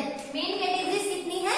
7। तो यही 7। इसके अलावा सब कैटेगरीज की बात करें तो डिवीजन के बाद सब डिवीजन, क्लास के बाद सब क्लास, ये सब अकॉर्डिंग टू नीड चलता है। किंगडम जो है वो सबसे बड़ा कैटेगरी जो है मानी जाती है। किंगडम जो है वो बिगेस्ट ग्रुप माना जाता है, लार्जेस्ट ग्रुप माना जाता है, बिगेस्ट या फिर लार्जेस्ट ग्रुप, सबसे बड़ा। ठीक है, सबसे ज्यादा वेरिएशन जो है वो इसके अंतर्गत पाई जाती है, इसीलिए हम इसको बोलते हैं बिगेस्ट या फिर लार्जेस्ट कैटेगरी या फिर ग्रुप। और इस हिसाब से स्मॉलेस्ट क्या हो जाएगी? स्पीशीज। सबसे छोटी वर्ग की इकाई क्या हो जाएगी? स्पीशीज। स्मॉलेस्ट कैटेगरी कौन हो जाएगी? स्पीशीज। स्मॉलेस्ट कैटेगरी कौन सी हो जाएगी? स्पीशीज। अब हम बात करते हैं जो स्पीशीज है वो सबसे छोटी वर्ग की इकाई है। इसका मतलब इसके अंदर कुछ वेरिएशन होगा या फिर कुछ होगा जिसको हम स्पीशीज कहेंगे। तो बात यह है कि स्पीशीज हम कहते हैं किसको? स्पीशीज हम किसको कहते हैं? ऐसे सभी ऑर्गेनिजम्स जो समान आवास में रहते हैं। ठीक है, समान आवास मतलब सेम हैबिटेट। नेक्स्ट शेप और स्ट्रक्चर है ना, उनका आकार और आकृति समान हो। ऐसे सभी ऑर्गेनिजम्स जो समान आवास में रहते हैं, आकार आकृति समान हो और आपस में प्रजनन कर सके। ठीक है, प्रजनन कर सके और इनसे उत्पन्न जो संतति होगी वो भी प्रजननशील होगी। तो ऐसे मेंबर्स को, ऐसे ऑर्गेनिजम्स को हम क्या बोलते हैं? स्पीशीज कहते हैं। इन शॉर्ट, द ऑर्गेनिजम्स है ना which have same habitat, similar shape and structure, है ना, और who can interbreed among themselves, जो आपस में प्रजनन कर सके, and offspring produced by them will be fertile, जो भी जननक्षम होनी चाहिए, मतलब आगे वो वापस से जनन करने की क्षमता जो है वो उसके अंतर्गत हो। तो ऐसे मेंबर्स के ग्रुप को हम बोलते हैं स्पीशीज। फिर सिमिलर स्पीशीज मिलकर के जीनस फॉर्म करती है। Same similar genus will form family. Similar family जो है मिलकर के क्या बना देगा? ऑर्डर। नेक्स्ट ऐसे ऐसे चलता रहेगा। तो मोस्ट ज्यादा वैरायटी वाला जो आपका ग्रुप बनेगा वो क्या बनेगा? किंगडम, और इसको हम बोलते हैं बिगेस्ट ग्रुप। तो आप देख सकते हैं ये जो सीरीज है वो लार्जेस्ट टू स्मॉलेस्ट आ रही है, biggest to smallest, largest to smallest, मतलब बड़े से छोटा। ठीक है, असेंडिंग ऑर्डर डिसेंडिंग ऑर्डर जो है वो है। तो इस डिसेंडिंग ऑर्डर को हम बोलते हैं इनकी हायरार्की, टैक्सोनॉमिक, मतलब कि वर्गीय जातियों का अवरोही क्रम, बड़े से छोटे की तरफ जाना, क्या कहलाता है? टैक्सोनॉमिक हायरार्की कहलाता है। तो ये बात हो गई हमारी टैक्सोनॉमिक कैटेगरीज की। सिंगल ग्रुप्स को हम टैक्सॉन भी बोलते हैं। ठीक है, तो ये जनरल बातें होती है टैक्सोनॉमिक कैटेगरीज से रिलेटेड। तो ये 7 टैक्सोनॉमिक कैटेगरीज हम फॉलो करते हैं किसी भी ऑर्गेनिजम्स को क्लासिफाई करने के लिए, चाहे वो प्लांट हो चाहे वो एनिमल। अब हम बात कर रहे हैं क्लासिफिकेशन की, जो कि हमारा टैक्सोनॉमी का जो मेन पोर्शन है वो आता है नोमेनक्लेचर के बाद में। तो क्लासिफिकेशन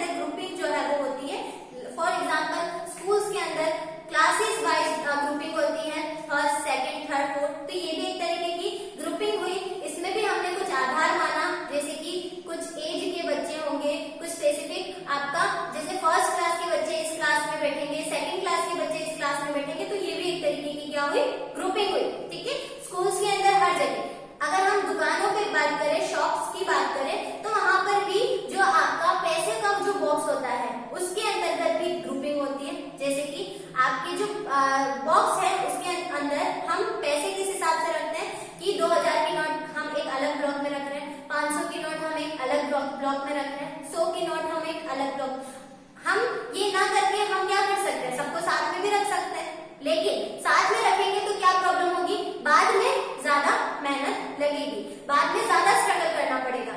इससे अच्छा हम पहले ही उनकी ग्रुपिंग कर देंगे तो क्या होगा कि बाद में स्ट्रगल नहीं करना पड़ेगा, बाद में मेहनत नहीं करनी पड़ेगी। इसीलिए हम जो ऑर्गेनिजम्स हैं उनको भी इसी कारण उनकी ग्रुपिंग करते हैं, ताकि जो सिमिलर है उनको हमने एक ग्रुप में रख दिया, जो थोड़े अलग है उनको अलग ग्रुप में, इस तरह से हमने सबकी ग्रुपिंग बना ली ताकि हमको उनके बारे में जो भी स्टडी करनी है वो हम इजीली कर पाए। तो हमने बात करी व्हाट इज क्लासिफिकेशन, क्यों नीड होती है क्लासिफिकेशन की हमने बात करी। अब हमको देखना है कि क्लासिफिकेशन कितने तरह के आए हैं और सबसे इंपॉर्टेंट क्लासिफिकेशन किसका फॉलो होता है। क्लासिफिकेशन की अगर हम बात करें तो सबसे इंपॉर्टेंट जो क्लासिफिकेशन आए थे वो 4 थे mainly. First is two kingdom classification. सबसे इंपॉर्टेंट जो क्लासिफिकेशन आया था अगर हम उनकी बात करें तो मैंने 4 क्लासिफिकेशन आए थे। First is two kingdom classification, then 3 kingdom, 4 kingdom and 5 kingdom classification. तो हम बात करते हैं इनके बारे में कि क्या है ये, किसने प्रपोज किया। तो हम बात करें, सबसे पहला क्लासिफिकेशन था टू किंगडम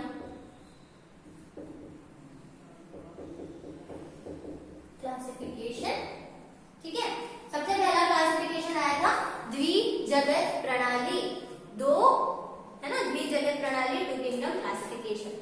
अब नाम से क्लियर है, 2 किंगडम होंगे, ठीक है। किसके होंगे 2 किंगडम, तो ये किस पर डिपेंड करता है। अब हमारे पास में पृथ्वी पर जितने भी ऑर्गेनिजम्स थे, ये बहुत सबसे पहले दिया गया था तो इसमें ज्यादा वेरिएशन नहीं था, है ना, सिंपल बेसिस पर क्लासिफिकेशन कर दिया गया था। और इसमें क्या था कि पृथ्वी पर जितने भी सजीव उपस्थित हैं उनको कितने ग्रुप्स में डिवाइड किया था, 2 किंगडम्स के अंदर। कितने किंगडम के अंदर डिवाइड किया था, पृथ्वी पर उपस्थित सजीवों को 2 किंगडम्स में डिवाइड किया था। तो 2 किंगडम कौन से होंगे, फर्स्ट इज प्लांटी और सेकंड इज आपका एनिमेलिया, ठीक है।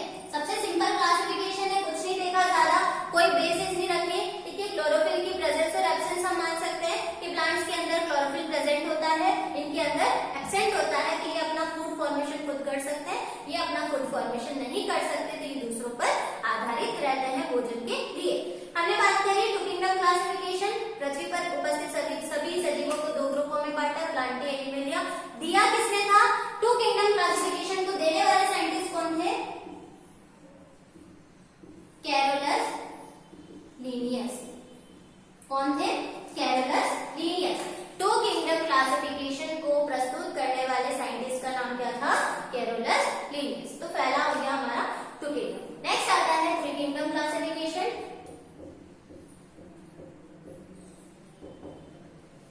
ठीक है। थोड़ा सा एडवांस फॉर्म आया, 2 किंगडम क्लासिफिकेशन के बाद में आया 3 किंगडम क्लासिफिकेशन। त्रिजगत प्रणाली, त्रिजगत प्रणाली, इन्होंने पृथ्वी पर उपस्थित सजीवों को अब कितने ग्रुप में डिवाइड किया, 3 ग्रुप में, 3 किंगडम में, ठीक है। अब हमको देखना है कि ये 3 किंगडम कौन कौन से हैं, ठीक है।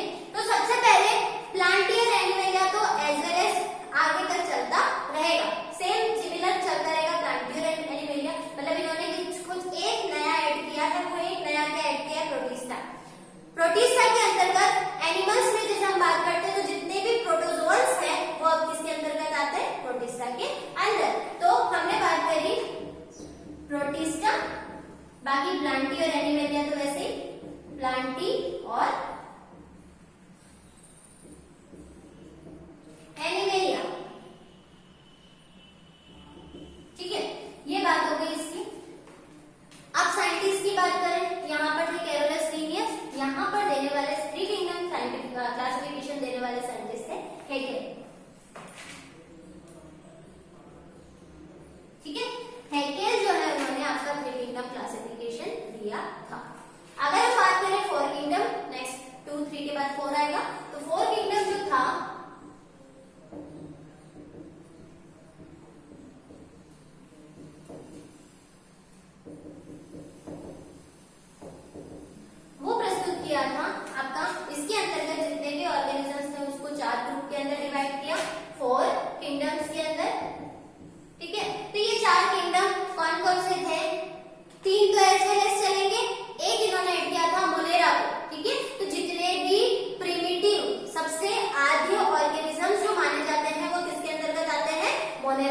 अंतर्गत। तो इन्होंने 3 किंगडम जो 4 किंगडम क्लासिफिकेशन दिया उसके अंतर्गत एक नया ग्रुप और ऐड कर दिया, वो था मोनेरा।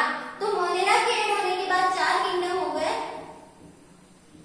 मोनेरा, प्रोटिस्टा, प्लांटी और एनिमेलिया। ठीक है, ये हो गया। अब साइंटिस्ट की बात करें तो ये दिया था आपका कॉपलैंड ने, कॉपलैंड द्वारा दिया गया था 4 किंगडम क्लासिफिकेशन। ठीक है, तो ये बात हो गई हमारे 4 किंगडम की। लास्ट हमारा आता है 5 किंगडम क्लासिफिकेशन। ठीक है, अब 4 चीजें तो कॉमन है, इसने कितनी बताई, 5 बता दी, 5 किंगडम्स बता दिए, 4 तो कॉमन थे ही। अब इसने क्या ऐड किया, एक ग्रुप ऐड किया फंजाई। ठीक है, तो इस हिसाब से हमारे पास में 5 ग्रुप हो जाएंगे। लेकिन फंजाई को ऐड कहां पर किया, तो फंजाई को ऐड किया तीसरे नंबर पर। फर्स्ट इज आपका हो जाएगा Monera, second is protista, third fungus, Plantae, animalia. 5 group हो गए हमारे पास में, कौन कौन से, मोनेरा, प्रोटिस्टा, फंजाई, प्लांटी और एनिमेलिया। तो 5 ग्रुपों के साथ में हमारा क्लासिफिकेशन चलता है। ठीक है, तो अब जो हमारा वैलिड क्लासिफिकेशन है वो हम किसको मानते हैं, इस 5 किंगडम क्लासिफिकेशन को। जो भी मॉडिफाइड आगे हम पढ़ते हैं वो किस पर बेस्ड होता है, इसी क्लासिफिकेशन पर बेस्ड होता है। देने वाले साइंटिस्ट का नाम क्या था, R.H. Whittaker, R.H. विटेकर के द्वारा ये क्लासिफिकेशन जो है वो दिया गया था। क्लासिफिकेशन हमने देख लिया, ग्रुपिंग ऑफ ऑर्गेनिजम्स देख लिया, इसके अलावा हमने देखा सबसे इंपॉर्टेंट क्लासिफिकेशन 2 किंगडम, जिसको दिया कैरोलस लिनियस, मतलब 2 नाम है कैरोलस लिनियस, इस हिसाब से हमने याद किया 2 किंगडम, प्लांटी और एनिमेलिया।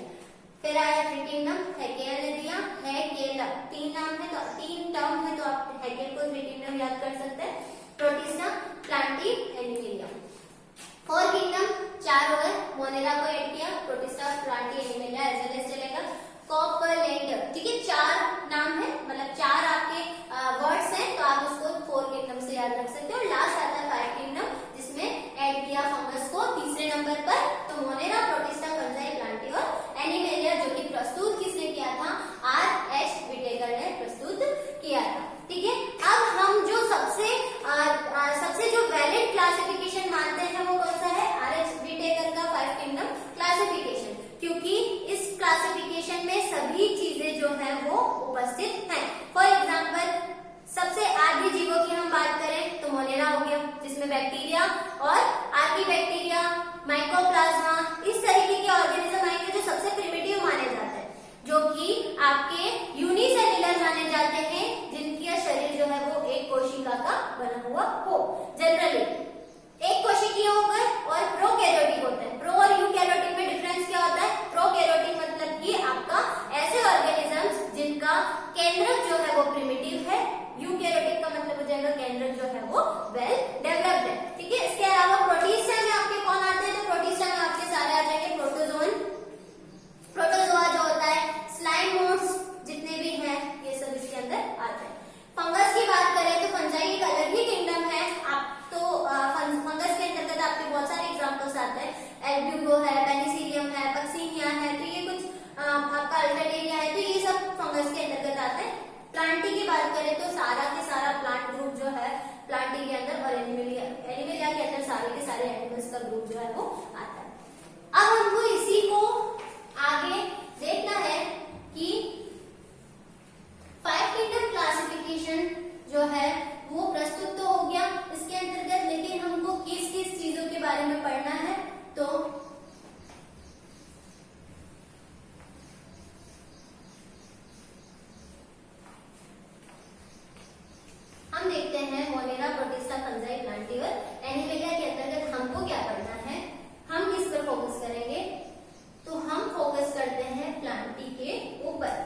प्लांट्स के ऊपर हमारा जो मेन कंसंट्रेशन जो है वो रहता है।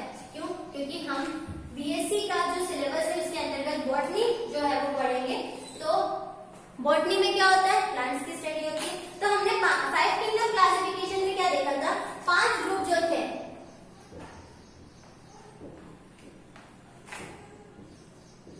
फर्स्ट इज मोनेरा,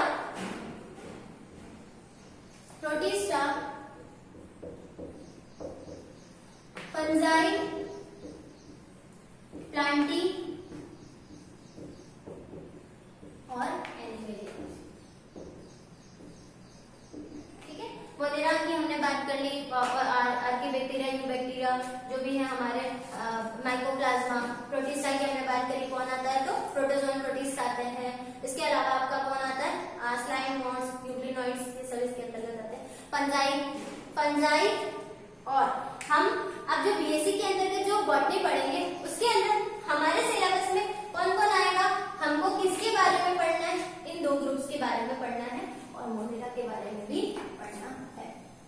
अब कौन से पेपर में क्या पढ़ेंगे वो सब हम बाद में डिस्कस करेंगे, बट हमारा जो सिलेबस है उसके अंतर्गत हम मोनेरा के ऑर्गेनिजम्स के बारे में डिस्कस करेंगे, मतलब बैक्टीरिया और माइकोप्लाज्मा के बारे में, फंगस के बारे में डिटेल स्टडी, जितनी भी क्लासेस है उनकी डिटेल स्टडी होगी। प्लांट्स तो पढ़ने ही है क्योंकि हम बॉटनी पढ़ेंगे।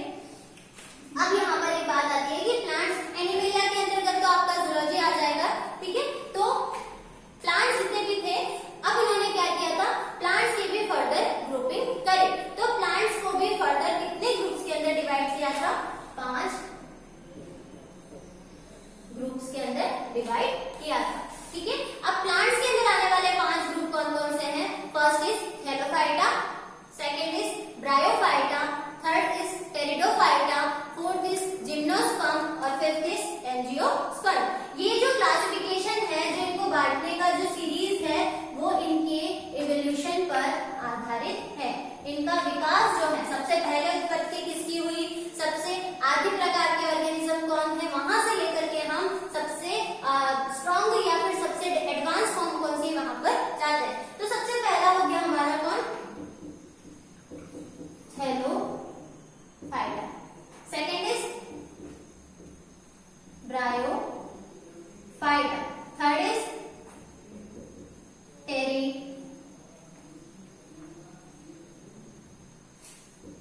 टेरिडोफाइटा, फोर्थ इज जिम्नोस्पर्म्स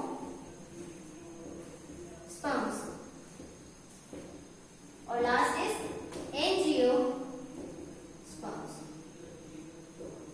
ठीक है, ये 5 ग्रुप के बारे में हम पढ़ेंगे, मतलब कि हमारा जो सिलेबस है बीएससी का उसके अंतर्गत ये चीजें आने वाली है। अब इसमें भी कौन कौन सी आएगी? तो फर्स्ट इज हेलोफाइटा पढ़ना है हमको बीएससी फर्स्ट ईयर के अंतर्गत।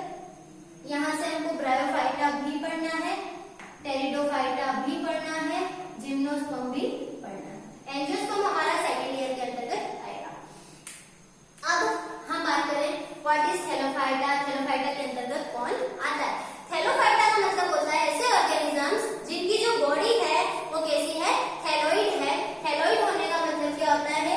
बॉडी जो होती है वो थैलस होती है।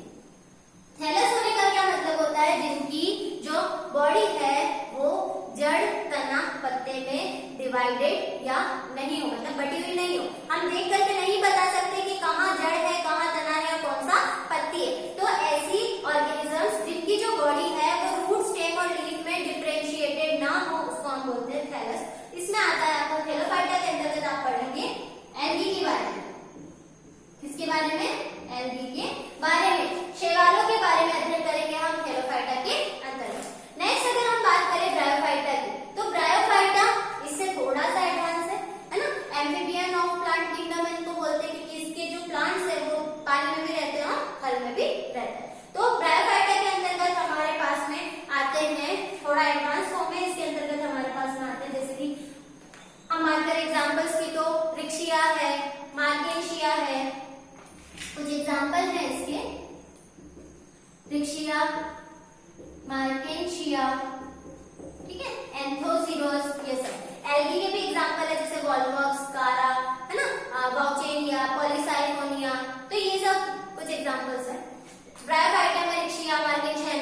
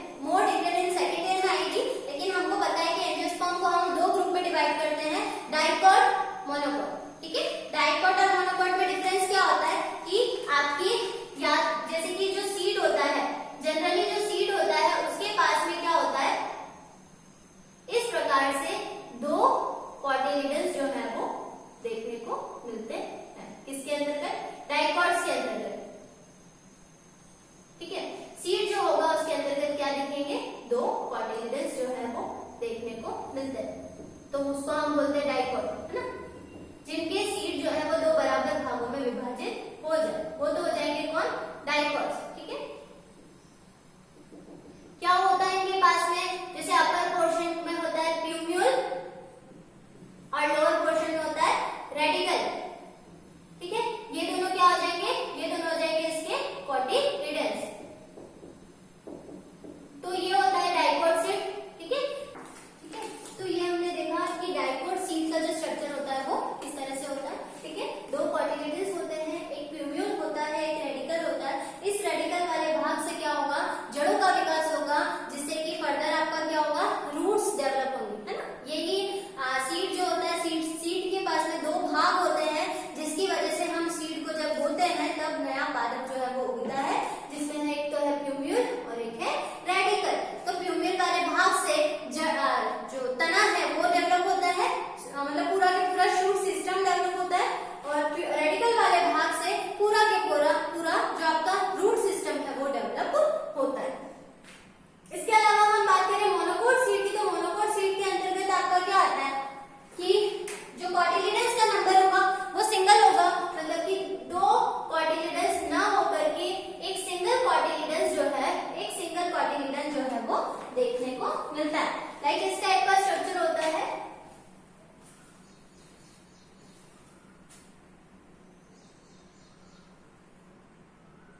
ठीक है, जिसके अंदर कुछ इस तरीके से पार्टीशन देखने को मिलता है हमको।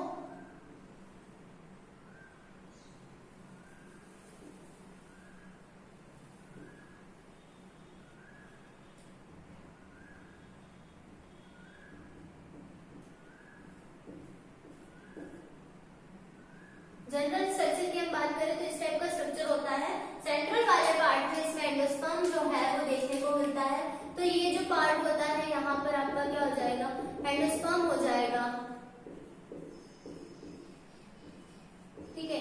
ये आपका कोटिलिडन्स या फिर सीड कोट हो जाएगा, ये आपका रेडिकल वाला पोर्शन हो जाएगा, ये आपका प्यूम्यूल वाला पोर्शन हो जाएगा, है ना। इसके अलावा रूट केप देखने को मिलती है, तो ये रूट केप वाला या रेडिकल की केप जो होती है वो होता है, स्कूटेलन होता है, तो कुछ इस तरीके से पार्ट्स होते हैं। डिफरेंस क्या है, एक कोटिलिडन का होना, दो कोटिलिडन का होना। दो कोटिलिडन में एग्जांपल हमारे सीड और ग्राम और ये सब आता है, पी और ग्राम, और इसके अंतर्गत आपका गेहूं है ना, मक्का है, व्हीट और मेज, इस तरीके से राइस है, ये कुछ एग्जांपल जो है वो देखने को मिलते हैं इसके अंतर्गत एंजियोस्पर्म में, डाइकोट और मोनोकोट के अंतर्गत। तो ये हमारा एक फ्लो चार्ट जो है जो हम डिस्कस करते हैं जनरली, ठीक है। आर.एच. व्हिटेकर के अकॉर्डिंग 5 किंगडम क्लासिफिकेशन के पांचों ग्रुप और इसके अलावा प्लांटी के पांचों ग्रुप क्या है और एग्जांपल्स क्या है वो हमने देख लिया। अब हम इसका स्लाइड में प्रेजेंटेशन देख लेते हैं। यहाँ पर आप देख सकते हैं क्लासिफिकेशन। इससे पहले आपका जो जनरल टेक्सोनॉमिक कैटेगरी जो था वो दे रखा है, ठीक है। तो टेक्सोनॉमिक कैटेगरीज के अंतर्गत हमारे पास में 7 ग्रुप हमने देखे, kingdom, division, class, order, family, genus, species, ठीक है, ये कुछ होते हैं। किंगडम जो है वो लार्जेस्ट ग्रुप होता है टेक्सोनॉमिक कैटेगरीज का, ठीक है। फिर ये इनकी जो हायरार्की होती है, बड़े से छोटे पे जाना, वो क्या कहलाता है, इनकी हायरार्की कहलाती है। तो किंगडम के बाद डिवीजन, डिवीजन के बाद kingdom, division, class, order, family, genus और स्पीशीज, ठीक है। तो ये इनकी हायरार्की हो जाएगी descending order of taxonomic categories. Species सबसे छोटी टेक्सोनॉमिक कैटेगरी हो गई, और देन आपका ये हो जाएगा आपका क्या, स्पीशीज जो है वो स्मॉलेस्ट टेक्सोनॉमिक कैटेगरीज हो जाएगी। नेक्स्ट हम देखें क्लासिफिकेशन। तो हमने देखा क्लासिफिकेशन जो है वो ग्रुपिंग ऑफ ऑर्गेनिजम्स, ठीक है। दो हमारे पास में जो फॉलो करते हैं वो है two kingdom classification, Carolus Linnaeus के द्वारा दिया गया था। इसके दो ग्रुप हैं, प्लांटी और एनिमेलिया, ठीक है। फिर 3 किंगडम हैकेल द्वारा दिया गया था, इसमें 3 ग्रुप है, प्रोटिस्टा, प्लांटी और एनिमेलिया। नेक्स्ट हम देखते हैं 4 किंगडम। तो ये हमारा कॉपलैंड द्वारा दिया गया था, 4 जगत प्रणाली, मोनेरा, प्रोटिस्टा, प्लांटी। इन्होंने ऐड किसको किया, मोनेरा को ऐड किया, ठीक है। तो ये हो जाएगा हमारा Monera, then Protista, then Plantae, then animalia.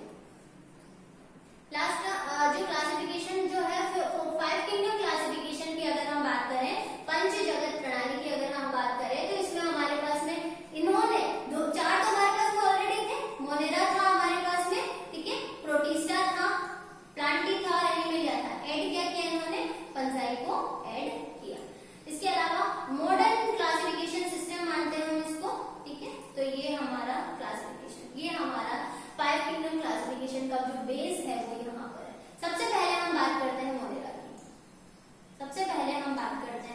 Monera की तो यहाँ पर जितने भी ऑर्गेनिजम्स हैं वो प्रोकैरियोटिक हैं, यूनिसेलुलर है ना। अगर हम न्यूट्रिशन देखें इनका तो फोटोसिंथेसाइज हो सकते हैं, जैसे कि बैक्टीरिया है तो बैक्टीरिया कभी-कभी कुछ बैक्टीरिया है साइनोबैक्टीरिया, जिसमें हम बात करते हैं नॉस्टॉक और ओसिलेटोरिया की, तो इसको हम किसमें रखते हैं, मोनेरा के अंतर्गत रखते हैं। ठीक है, तो है तो ये ब्लू ग्रीन एल्गी भी बोलते हैं इसको हम, तो ये फोटोसिंथेटिक होती है, ये अपना फूड जो है वो खुद बनाती है, क्योंकि इनके पास में क्लोरोफिल जो है, क्लोरोप्लास्ट जो है वो प्रेजेंट होता है।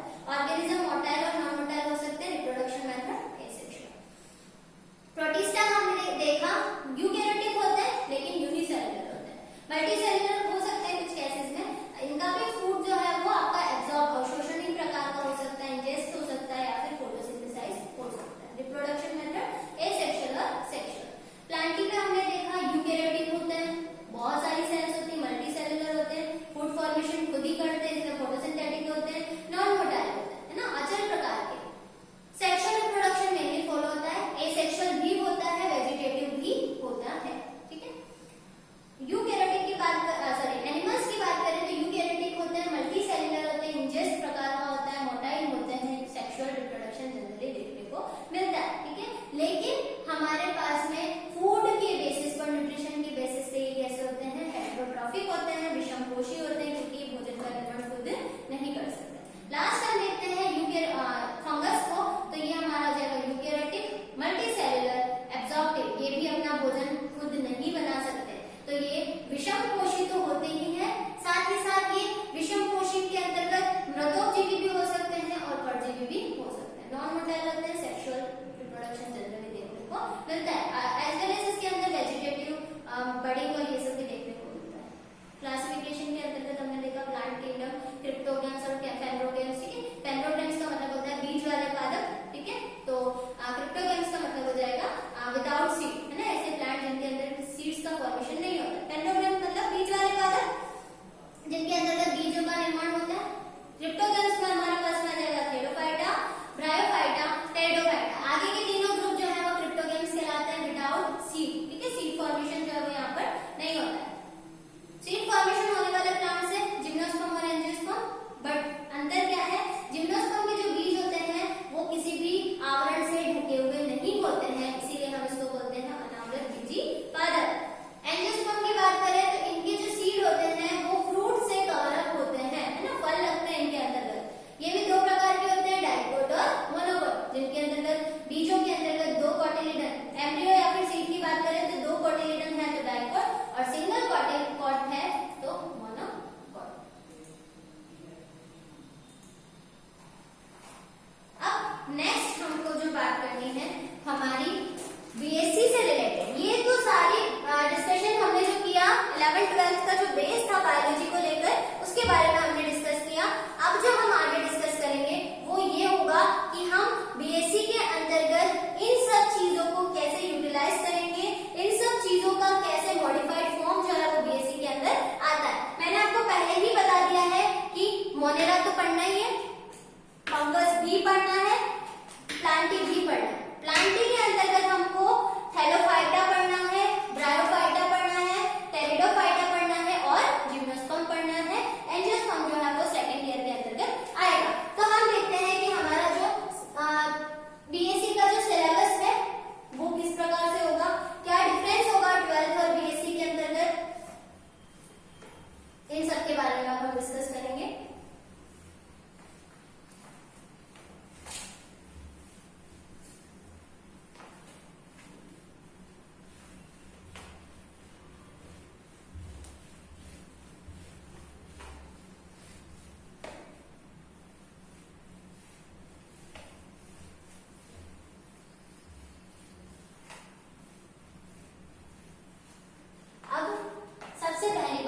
बीएससी के अंतर्गत हमारे पास में 3 मेन पेपर आते हैं।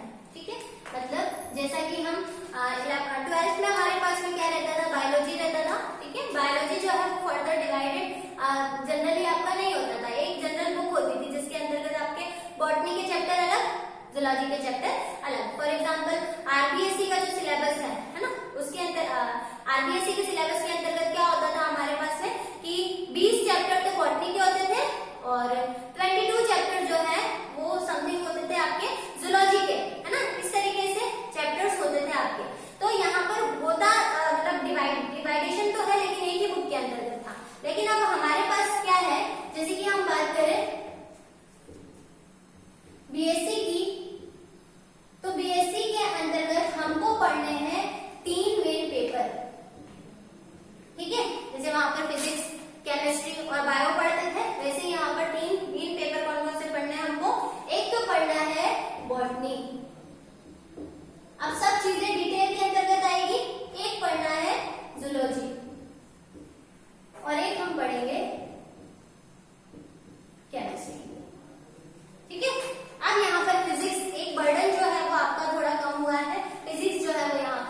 नहीं है, ठीक है।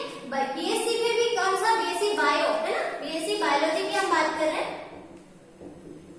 ठीक है, बायो की हम बात कर रहे हैं। तो हमारे पास में तीन मेन पेपर आते हैं, बॉटनी, जूलॉजी, केमिस्ट्री।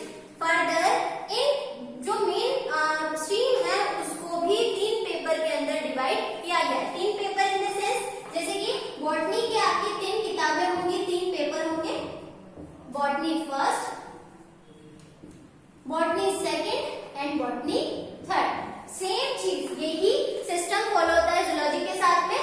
तो जूलॉजी के अंतर्गत हमारे पास में सेम 3 पेपर हो जाएंगे, फर्स्ट, सेकंड और थर्ड। यही आपका आगे भी चलेगा केमिस्ट्री के अंतर्गत, तो ये भी आपका हो जाएगा केमिस्ट्री फर्स्ट, सेकंड और थर्ड, है ना।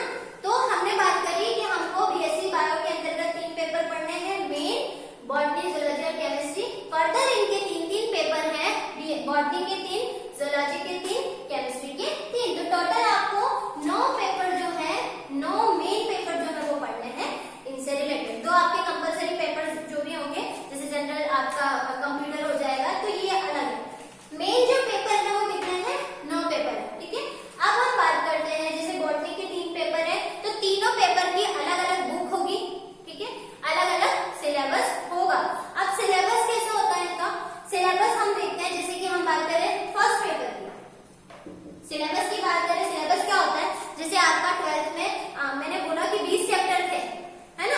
तो उन 20 चैप्टर को 5 यूनिट के अंदर डिवाइड किया हुआ था। 20 चैप्टर्स जो थे उनको कितने यूनिट्स के अंदर डिवाइड किया था, 5 यूनिट के अंदर। सेम जूलॉजी की बात करें तो 22 चैप्टर है, उनको भी कितने ग्रुप के अंदर डिवाइड किया है, 5 ग्रुप के अंदर। जैसे सबसे पहला ग्रुप हमने माना रिप्रोडक्शन से रिलेटेड है, जैसे प्लांट बॉटनी के फर्स्ट जो है वो किससे रिलेटेड है, रिप्रोडक्शन से रिलेटेड है। वैसे जूलॉजी के अंदर सबसे पहला है वो आपका एनिमल फिजियोलॉजी से रिलेटेड है, इस तरीके से। तो वैसे ही हमारा जो सिलेबस है, जैसे 9 पेपर है, तो 9 पेपर का जो सिलेबस है वो किस अकॉर्डिंग होगा, बॉटनी फर्स्ट एक अलग बुक आएगी आपकी, ठीक है, एक अलग बुक है, उसका जो सिलेबस है उसके अंतर्गत आपकी 5 यूनिट जो है वो आएंगी हर यूनिट में, है ना। Unit first, second, third, fourth, fifth, हर यूनिट में 5 से 6 या 7 या 8 ऐसे कुछ पॉइंट्स होंगे, उसके बारे में हम डिस्कस करेंगे, ठीक है। उसके अलावा सेम चीज सेकंड पेपर की भी बुक होंगी और 5 यूनिट उसमें भी, हर मतलब कि 9 पेपर है तो कितनी यूनिट्स पढ़नी है, 9 × 5, ठीक है। इतनी यूनिट्स आपको पढ़नी है, पर पेपर आपकी 5 यूनिट्स जो है वो आएंगी, ठीक है। उसके बारे में हम देखेंगे। हर पेपर का बुक है, हर पेपर का स्पेसिफिक नाम है और उसके अंदर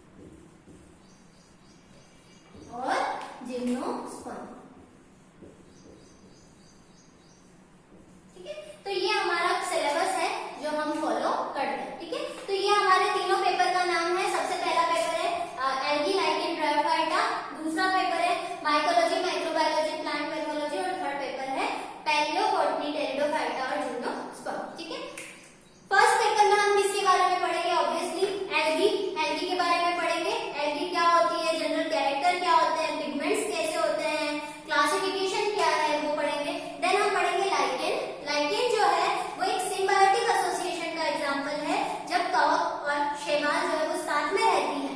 एल्गी एंड फंगस जो है जब वो साथ में रहते हैं क्या फॉर्म करते हैं, लाइकेन फॉर्म करते हैं। ब्रायोफाइट्स अभी हमने देखा, एम्फीबियन जो होते हैं प्लांट किंगडम का हम बोलते हैं, है ना। ये आपका जो रिक्शिया मार्केशिया कुछ एग्जांपल टाइप स्टडी भी हम पढ़ेंगे। Same mycology study of fungi, मतलब कि जो कवक है उसका पूरा डिटेल इसके अंतर्गत पढ़ेंगे। माइक्रोबायोलॉजी मतलब कि बैक्टीरिया और वायरसेस जो सूक्ष्म ऑर्गेनिजम्स है ना, सूक्ष्म जो आपके जीव है ना, उनके बारे में पढ़ेंगे, लाइक बैक्टीरिया और वायरस। इसके अंतर्गत माइकोप्लाज्मा, आर्कीबैक्टीरिया, उनके सारे प्रोडक्शन मेथड पढ़ेंगे। लास्ट है प्लांट पैथोलॉजी। पैथोलॉजी का मतलब होता है कि जो रोग है, पादपों के अंतर्गत होने वाले रोगों का अध्ययन करना, तो ये हम इसके अंतर्गत पढ़ेंगे। ये रोग जैसे कवक की वजह से कौन से रोग होते हैं, बैक्टीरिया की वजह से क्या होता है, तो ये सब। थर्ड पेपर है पैलियोबोटनी, टेरिडोफाइटा और जिम्नोस्पर्म। पैलियोबोटनी का मतलब होता है जीवाश्मों के बारे में पढ़ना, है ना। इसके अलावा जो जियोलॉजिकल टाइम स्केल होती है ना, पहले जो काल चलते थे उनके बारे में पढ़ना। टेरिडोफाइटा फर्स्ट वेस्कुलर प्लांट, इसमें भी हमारे पास तो कुछ टाइप स्टडी है, जनरल कैरेक्टर्स हैं, इसके बारे में डिस्कस करना। लास्ट है जिम्नोस्पर्म। तो जिम्नोस्पर्म के अंतर्गत हम उनका क्लासिफिकेशन देखेंगे, कैरेक्टर्स देखेंगे। तो इस तरीके से हम फर्दर इनकी टाइप स्टडीज है, जैसे साइटोस दे रखा है, पाइनस दे रखा है, एफिड्रा दे रखा है, तो ये हम आपके सिलेबस के अकॉर्डिंग फॉलो करते चलेंगे और एक एक पेपर जो है वो डिस्कस करेंगे। तो ये हमारा मेन जो फंडा चलता है बीएससी का, वो इस तरीके का है, बॉटनी, जूलॉजी और केमिस्ट्री। सेम चीज आपकी इनके साथ फॉलो होगी, जैसे zoology first second third paper का अलग नाम होगा, केमिस्ट्री में जैसे इनऑर्गेनिक, ऑर्गेनिक और आपकी फिजिकल हो जाएगी। हम यहाँ पर एक बार सिलेबस भी देख लेते हैं। यहाँ पर एक समराइज फॉर्म दे रखी है, ये आपका पूरा सिलेबस नहीं है, जस्ट एक समरी है आपके सिलेबस की, ठीक है। तो हमने बोला कि फर्स्ट ईयर का बीएससी का बॉटनी का, हम किसको फॉलो कर रहे हैं, first year BSc botany.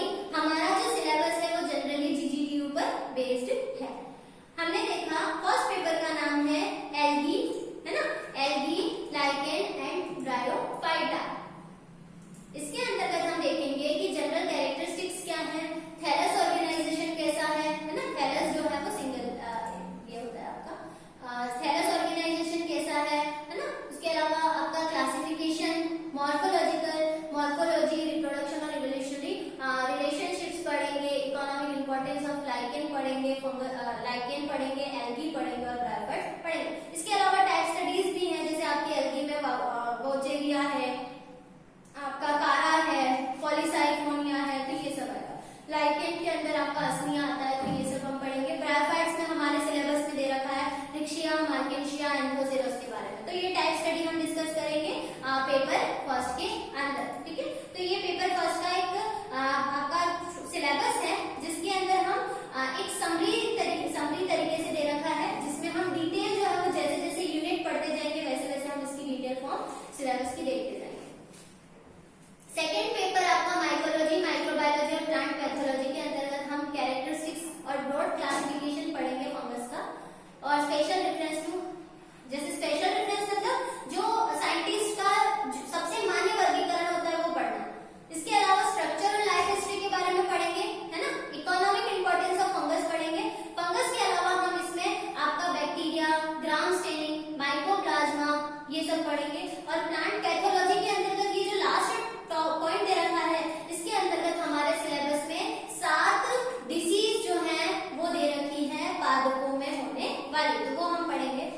Last third book है हमारी, थर्ड बुक जो हमारी वो है पैलियोबोटनी, टेरिडोफाइटा और जिम्नोस्पर्म। हम बात करते हैं इस पेपर की, तो जनरल कैरेक्टर पढ़ेंगे, क्लासिफिकेशन पढ़ेंगे, इकोनॉमिक इंपॉर्टेंस पढ़ेंगे, अकरेंस पढ़ेंगे, स्ट्रक्चर पढ़ेंगे, लाइफ हिस्ट्री, है ना, ये सब टेरिडोफाइट्स और जिम्नोस्पर्म की। स्टीलर सिस्टम है, कुछ स्पेशल कैरेक्टर जनरली जो देखने को मिलते हैं हमको किसके अंतर्गत, इन प्लांट्स के अंतर्गत, इन प्लांट्स ग्रुप के अंतर्गत, तो वो हम सब डिस्कस करेंगे। और इसके अलावा कुछ हमारे पास में जीवाश्म दे रखे हैं, लाइक राहिनिया, विलियमसोनिया, इनके बारे में देखेंगे, ठीक है। प्रोसेस, फर्टिलाइजेशन प्रोसेस, ये सारी चीजें जो है जो पॉइंट्स हैं हमारे डिस्कस करने वाले, तो ये सब हम इसके अंतर्गत पढ़ेंगे। तो ये हमारा एक बेस है जो कि बीएससी का है। आज हमने क्या पढ़ा, एक तो बेस पढ़ा जो हम 12th के अंदर